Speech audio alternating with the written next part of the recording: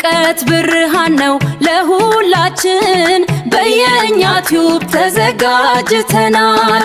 አማርኛ፣ እንግሊዝኛ፣ ሂሳብ ሌሎችም ቋንቋዎች በጥራት ይደውሉ አሁኑኑ የስኬት መንገድ በየኛ ቲዩብ የኛ ቲዩብ የኛ ቲዩብ። ሰላም ለእናንተ ውድ ቤተሰቦች፣ እንኳን ወደ ቻናላችን በሰላም መጣችሁ እያልኩኝ ዛሬ ደግሞ በሂሳብ ትምህርታችን ነው የምንገናኘው።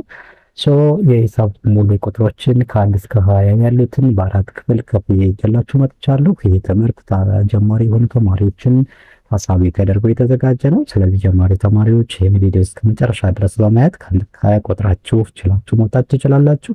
እንዲሁም ከቪዲዮ መጨረሻ ላይ የሚሰራ ጥያቄ ስላለ እሱንም ሰርታችሁ ሀሳብ ማስተያየት መስጫ ሳጥኑ ላይ ወይም ኮሜንት ሴክሽኑ ላይ እንድታስቀምጡ የሚለኝ ጋበዝኳችሁ። ቪዲዮአችን ላይክ በማድረግ እና ቻናላችን ሰብስክራይብ በማድረግ ቤተሰብ እንሆን። ወደ ትምህርታችን ስንገባ የሂሳብ ቁጥሮች ይለናል። ከ1 እስከ 20 ሂሳብ ቁጥሬው ተቀምጦልናል። ያሉ ሙሉ ቁጥሮች ይለናል። ስለዚህ ከተዚህታች ላይ የምታዩት የሂሳብ ትምህርት ለጀማሪዎች ትላለች። እንግዲህ ትምህርት ያው እንዳልኳቸው ጀማሪዎችን ታሳቢ ተደርጎ የተዘጋጀ ስለሆነ ነው።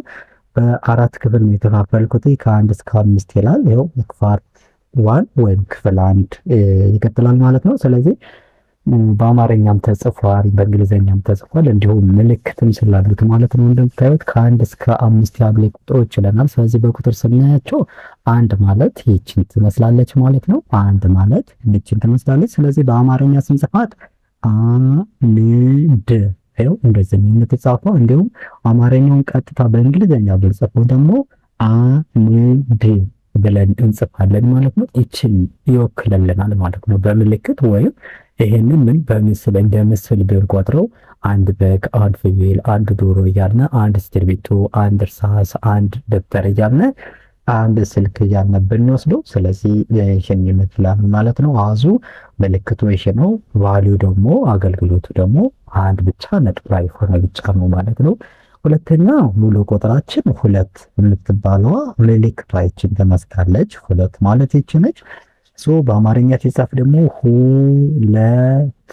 ሁለት ብለን እናነባዋለን። እንዲሁም አማርኛ ወደ እንግሊዝኛው ተገልብጦ ሲጻፍ ሁ ስንል ኤች አለ፣ ለ ስንል ኤል ኢ አለ፣ ት እንዳለ ሴትኮና ስድስተኛ ድምጽ ስለሆነች 2 ብለን እንወስዳለን ማለት ነው። ወደ ቫልዩ ወደ የሚሰጠው ወደ ያዘው እንትን ደግሞ 1 2 ነጥቦችን የያዘ ማለት ነው። በግ ብንወስድ 2 በግ፣ 2 ፍየል እያልን መውሰድ እንችላለን። በቁስ ደረጃ ብንወስደው ደግሞ 2 እስክርቢቶ፣ 2 ደብተር፣ 2 ስልክ፣ 2 ስለዚህ እሱ ቫልዩ ነው ማለት ነው። ስለዚህ 2 እንላለን። ሶስተኛው የምናገኘው ይች ነች፣ 3 ማለት ነው። ምልክቷ ይችን ትመስላለች። 3 ማለት ይች ነች። 3 ማለት ይች ነች። በፊደል ስትጻፍ ወይም በአማርኛ ፊደል ስትጻፍ 3 የአንድ ቤት ናቸው፣ የሰቤቶች ናቸው ሁለቶች። 7ኛውና 6ኛውን ገልብጣችሁ ነው የምትጽፉት። ስለዚህ አማርኛው በእንግሊዝኛ ሲጻፍ ደግሞ ሶ ስንል ኤስኦ እንጽፍና ስ እንዳለ 6ኛ ድምጽ ስለሆነች ለብቻዋ ትሆናለች። ትን በተመሳሳይ ማለት ነው 3 ብለን እንጽፋለን። ወደ ቫልዩ ስንመጣ ደግሞ 1 2 3 ስልክ ብትይዙ የአንድ የእናንተ ከዛ 2 የጓደኛችሁን እንደዚህ ባላችሁ ብትሰበስቡ ይሄ ቫልዩ ነው ማለት ነው። የሚይዘው ቁጥሩ ይቺ ቁጥር የሚሰጠን ቫልዩ ይሆናል ማለት ነው። እዛ ስንት ነው? 3 ካልን በኋላ ማን ነው የምናገኘው? 4 ያው ምልክታችን ትመስላለች 4። ስለዚህ በአማርኛ ሲጻፍ አራት ብለን ነው የምንጽፈው። ስለዚህ አማርኛው ወደ እንግሊዝኛ ሲጻፍ ደግሞ አ ስንል ኤን እንጠቀማለን። ራ ስንል 4ኛ ድምጽ ስለሆነች አር ኤን እንጠቀምና ከዚያ ት 4 ብለን እንጽፋለን። ወደ ቫልዩ ስንመጣ ደግሞ ወይም ይሄ ምልክቱ ስንወስደው ደግሞ 1 2 3 4። ስለዚህ 4 የሆኑ ነገሮች አንድ ላይ ሲሆኑ እነዚህን 4 ብለን እንጠራለን ማለት ነው። ከምድብ 1 ወይም ከክፍል 1 የመጨረሻ የምትሆነው ማነች? 5 ነች። 5 ምልክቷ ይችን ትመስላለች። እንደምታዩት ምልክቷ ይችን ነው የምትመስለው። ስለዚህ በፊደል ስንጥፋት ወይም በአማርኛ ፊደል ስንጥፋት 5 እነዚህ ሁሎችም ምንድናቸው? ከአንደኛው በስተቀር ስንተኛ ናቸው? ስድስተኛ ድምፅ ናቸው ማለት ነው። ስለዚህ አሁን ነው አይን የተጠቀመ ለምንድን ነው? በእንግሊዝኛ ላይ ሲጻፍ ከሁለት ተነባቢ ውጭ ተደራርቦ መቀመጥ አይችልም። ሶስት ተነባቢ ከአንድ ላይ መቀመጥ ስለማይችል ስለዚህ የግድ ምክንያቱም እሱ ስድስተኛ ድምፅ ስለሚሆን የግድ ምን መጠቀም አለብን? የግድ መፈልቀቂያ አይን መጠቀም አለብን። ስለዚህ ም አይና ኤም አሁን ኤም አይ እንደሚ ሳይሆን እንደማን የሚነበበው እንደ ስድስተኛ ድምፅ ምክና 5 ብለን እንጽፋለን። ወደ ባሉ ሲነድ 1 2 3 4 5 ያው 5 ቫልዩ አለው ማለት ነው። ስለዚህ እነዚህ ክፍል 1 ወይም ከ1 እስከ 5 ያሉ ሙሉ ቁጥሮች የሂሳብ ሙሉ ቁጥሮች ናቸው ማለት ነው። ወደ ክፍል 2 ስንሄድ ወይም ፓርት 2 ስንሄድ ደግሞ ከ6 እስከ 10 ይኸው በቅንፍ ይሄ በቁጥር ሲቀመጥ ነው። ስለዚህ ይህ በቁጥር ስናየው ማለት ነው። ስለዚህ አሁን ደግሞ ቁጥራችንን በመቀጠል ይላል እስከ 10 ይኸው በግዕዝ በቁጥር ሲጻፍ ነው ድረስ ያሉትን ቁጥሮች እንማራለን ይለናል። ስለዚህ ወደ ቀጣይ እናልፋለን ማለት ነው። እንደምታዩዋቸው ስንት አለ? እስከ 5 አይተን ነበረ። ይቺ ምንድነች? ምልክቷ 6 ነች። ይቺኛዋ 6 ነች። 6 ስለዚህ እዚህ ላይ ስንጽፍ 6 ምንድን ነው? በአማርኛው ሲጻፍ ቁጥሩ በአማርኛ ሲጻፍ ማለት ነው። እዚያ እንግዲህ አማርኛው በእንግሊዝኛ ተገልብጦ ሲጻፍ ደግሞ ስት እንዳልኳችሁ ከሁለት በላይ ተነባቢ ከአንድ ላይ ተደራርቦ መቀመጥ ስለማይችል ምክንያቱም ይሄ ፊደል ስድስተኛ ስለሚሆን መፈልቀቅ ስለሚጠበቅብን ኤስ አይ ስ ነው እንጂ ሲ አትሆንም። ዲ አይ ድ ነው እንጂ ዲ አትሆንም። ምክንያቱም ይቺ አይ ለመፈልቀቂያ ነው እንጂ የመጣች ሶስተኛ ድምፅ ለማድረግ አይደለም የመጣች። ስለዚህ 6 ብለን እንጽፋለን ማለት ነው።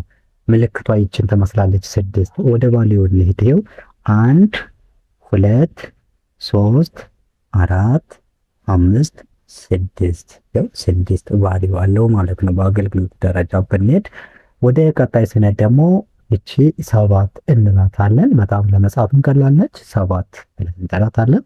7 ስለዚህ በአማርኛ ጻፍ 7 ከዛ ሰ ስንል ኤስኢ አለ። ሰ ስንል ኤስኢ አለ ምክንያቱም የመጀመሪያ ድምጽ ነው። ሰ ባ ስንል ደግሞ ቢኤ አለ አራተኛ ድምጽ ማለት ነው። ቢና ኤ ካደረግ ነው። ከዚያ ት እንላለን። ይቺ ስድስተኛ ድምጽ ስለሆነች እንዳ ኮንሶናንቷን ብቻ ቲን ብቻ ያሳሰብ ስለምትሄድ 7 ብለን እንጽፋለን። ወደ ባሊው ስንሄድ ደግሞ 1 2 3 4 5 6 7 ይኸው 7 ቫልዩ አለው ማለት ነው። ዋጋው ይሄ 7 ነው። ይሄኛው ምልክቱ ነው ቁጥሩ ነው። ይሄኛው ደግሞ እንደ ቫልዩ ብንወስደው የሚሰጠው ቫልዩ ወይም የሚይዘው እንትኑ 7 ይሄ በምልክት ስንወስደው ይሄ ይሆናል ማለት ነው። ወደ ቀጣይ ስንሄድ አሁንም ወደ 8 ነው የምንሄደው። 8 ምልክቷ ይችን ትመስላለች። እንደዛ ነው የምንጽፋት። ይችን 8 እንላታለን። ከዛ ስንጽፋት 8 እነዚህ ስንተኛ ናቸው? ሁለቱም ስድስተኛ ድምጽ ስለሆኑ ኤስ አይ ሲ ለማለት ነው። እሺ የምንጠቀምበት እንጂ ሲ ለማለት አይደለም። ኤም አይ ን ለማለት ነው። ኤን ን ቲ ደግሞ ት እንልና 8 ብለን እንጽፋለን። ወደ ቫልዩ ስንሄድ 1 2 3 4 5 6 7 8 ይኸው 8 አገኘን ማለት ነው። ወደ ቀጣይ ስንሄድ ደግሞ ማንኛው ነው የምናገኘው? 9 ይኸው 9 ምንድነች? ምልክታችን ትመስላለች።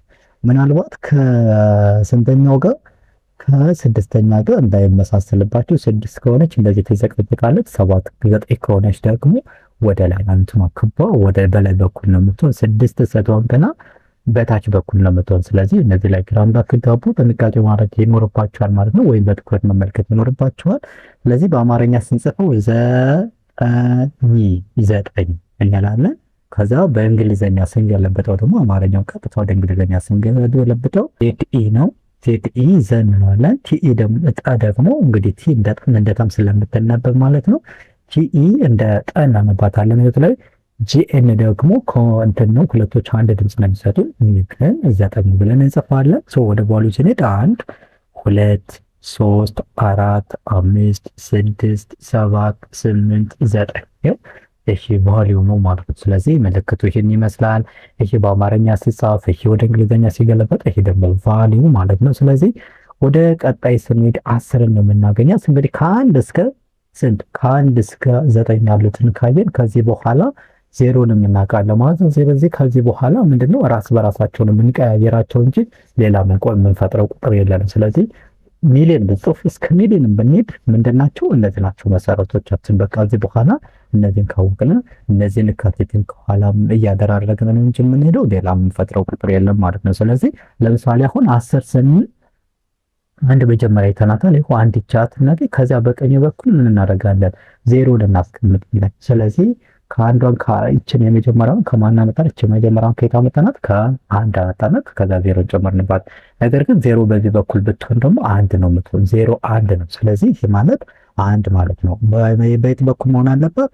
ዜሮዋ በዚህ በኩል መቀመጥ ይኖርባታል። ስለዚህ 10 እንላለን። 10 ስለዚህ 10 ብለን እናነባለን ማለት ነው። ይኸው 10 ብለን እናነባለን።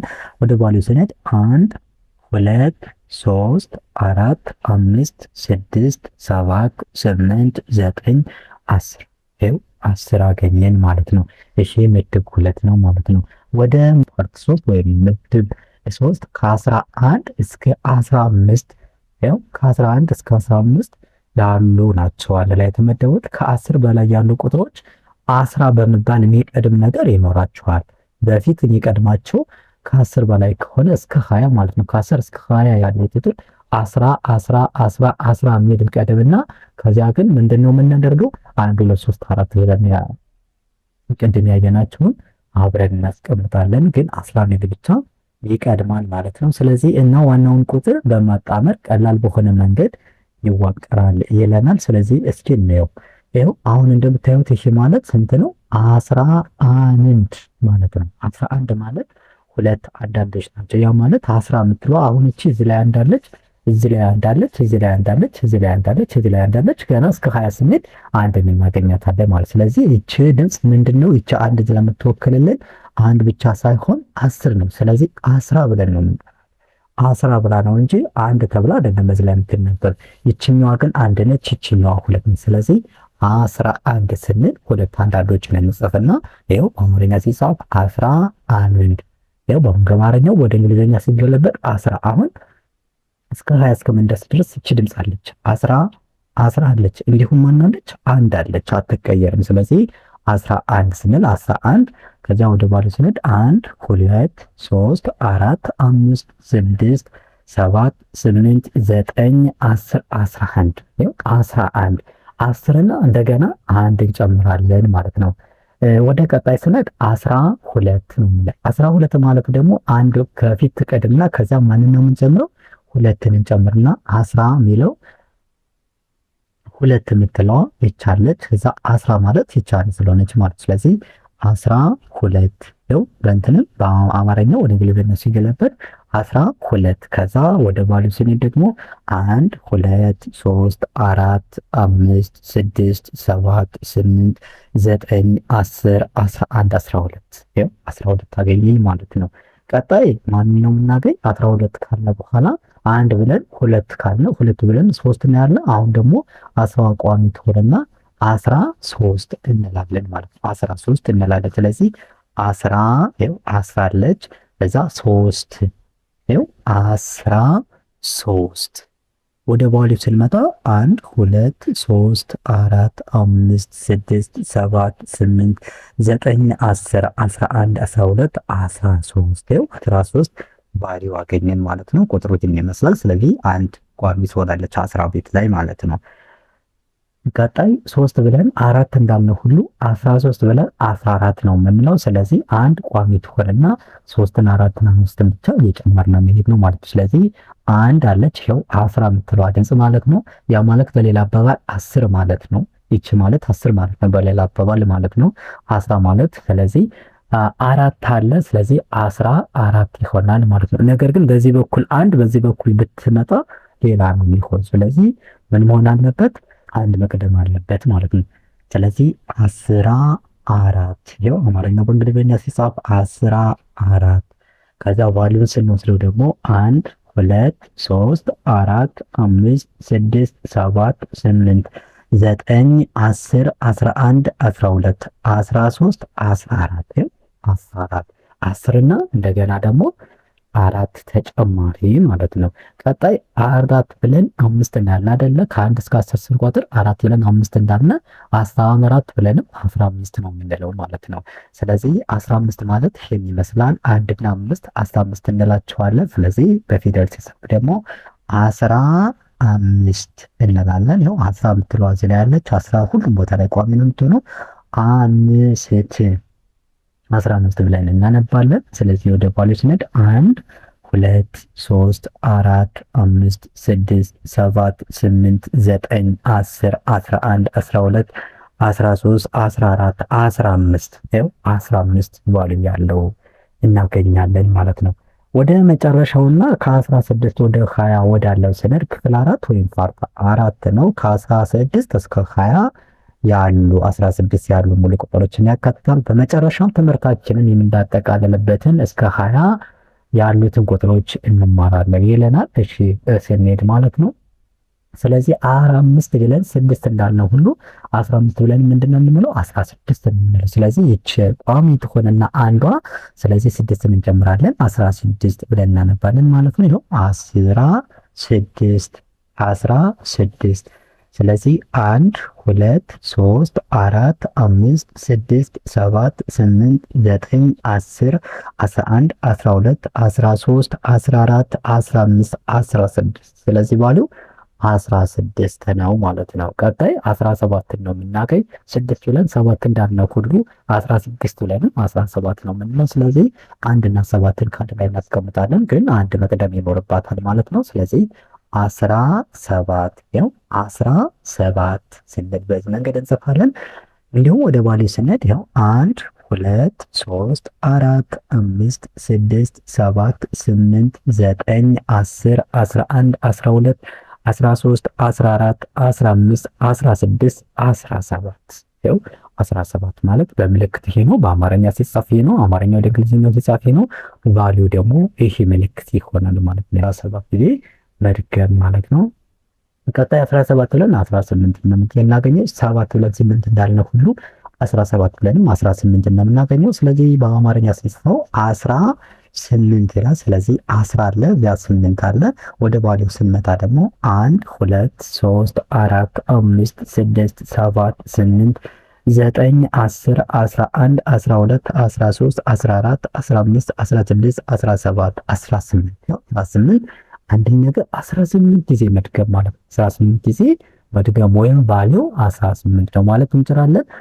8 ብለን 9 እንዳልነው ሁሉ 18 ብለንም ስንት ነው የምንለው? 19 ነው የምንለው። ስለዚህ ምልክቱ ይሄን ይመስላል። እንግዲህ 9 እና 6ን በደንብ መለየት አለባችሁ። 6 ቀለበቷ ወይም ምንድነው እቺ ቀለበቷ አለም ደግሞ ክቧ ወደ ታች ነው የምትዞር። 9 ሲሆን ደግሞ ክቧ ወደ ላይ ትዞራለች። ስለዚህ በፊደል ስንጽፈው 19 10 የሚለውና 9 የሚለውን እንጽፋለን ማለት ነው። 19 ከዛ ወደ ባሌው ስንሄድ 1 2 3 4 5 6 7 8 9 10 11 12 13 14 15 16 17 18 19 ስለዚህ አንድ ነገር 19 ጊዜ መደጋገም ማለት ነው። በሌላ አባባል ወይም ባሌው 19 ይሆናል ማለት ነው። አሁን 19 እስካንቺ ያራስነ ከ19 በኋላ ማንን ነው የምናገኝ? 20 ነው የምናገኝ። ስለዚህ አሁን 20 ላይ ደግሞ ማንን እንተዋታለን? አንድን እንተውና ሁለትን እንተካለን። በአንድ ቦታ ማንን ነው የምንተካው? ሁለትን ነው የምንተካው። ስለዚህ 20 ስንል ሁለትን አስቀድመን 1 0 ከጎኗ እንጨምርና 0ን ብቻ እንጨምርና 10 ስንል አንድን አድርገን ከኋላዋ 0ን አድርገናል። ስለዚህ 20 ስንልም ሁለትን እናስቀድምና 0ን እንጨምራለን። ስለዚህ 20 ማለት ይሄን ይመስላል ማለት ነው። ሲጻፍ ሁለት ፊደሎችን ብቻ ይዛል 20 እንላለን። ስለዚህ በአማርኛው በእንግሊዝኛ ሲጻፍ ደግሞ ይኸው 20 እንላለን። ወደ ባሌው ስንሄድ ግን 1 2 3 4 5 6 7 8 9 10 11 12 13 14 15 16 17 18 19 20 አንድ ነገር 20 ጊዜ መደጋገም ማለት ነው። ወይም አንድ ነገር 20 ጊዜ ስንደጋግመው ይሄ 20 ቫልዩ ይሆናል ማለት ነው። ስለዚህ ከ1 እስከ 20 ያሉ ቁጥሮች ይመስላሉ። ከቀጣይ ደግሞ ከ20 ጀምሮ ያሉትን ሰራላችኋለሁ። ስለዚህ ቪዲዮአችን ላይክ በማድረግ እንዲሁም ቻናላችን ሰብስክራይብ በማድረግ ቤተሰብ እንሆን። መጨረሻ የክለሳ ጥያቄ ወይም የክፍል ጥያቄ ይኖራል። ይህን ጥያቄ ኮሜንት ሴክሽን ላይ ሰርታችሁ አስቀምጡልኝ። አርድሜ እመልስላችኋለሁ። ስለዚህ አንደኛ ጥያቄ ምን ይለናል? 4 በቁጥር ስንት ነው ይለናል። ስለዚህ 4ን በቁጥር ጻፉት ወይም በአሃዝ ጻፉት ማለት ነው። ስለዚህ እዚህ ላይ እንድታስቀምጡልኝ ያው ጥያቄ ምልክት እየጠየቃችሁ፣ ስለዚህ ኮሜንት ሴክሽኑ ላይ 4 በአሃዝ ሲጻፍ ወይም በቁጥር ሲጻፍ እንዴት ነው ያለ ታስቀምጡልኝ ያላችሁ ማለት ነው። ወደ ሁለተኛው ስንሄድ 12 ይላል። በአማርኛው በእንግሊዘኛው ነው የተጻፈ 12። በአማርኛ ደግሞ በአማርኛ ፊደል ሲጻፍ እንዴት ነው? ይህንም ኮሜንት ሴክሽኑ ላይ አስቀምጡልኝ። ወደ ሶስተኛው ስንሄድ 20 ማለት በቁጥር ስንት ነው ወይም በአሃዝ ስንት ነው ነው የሚለን። ስለዚህ 20ንም በቁጥር ኮሜንት ሴክሽን ላይ ትጽፉልኛላችሁ ማለት ነው። ስለተከታተሉን እናመሰግናለን። ለቀጣይ ጠቃሚ ቪዲዮዎችን ለማግኘት ቻናላችን ሰብስክራይብ በማድረግ ቤተሰብ ይሁኑ። ቪዲዮውን ላይክ በማድረግና ሼር በማድረግ ለወዳጅ ዘመዶቻችሁ እንድታጋሩልኝና እኔንም በዚህ እንድትደግፉኝ በአክብሮት እጠይቃለሁ። እስካሁን ስለተከታተላችሁኝ ከልብ አመሰግናለሁ። በቀጣይ ቪዲዮአችን እስከምንገናኝ መልካም ሁሉ ከእናንተ ጋር ይሁን። መልካም ጊዜ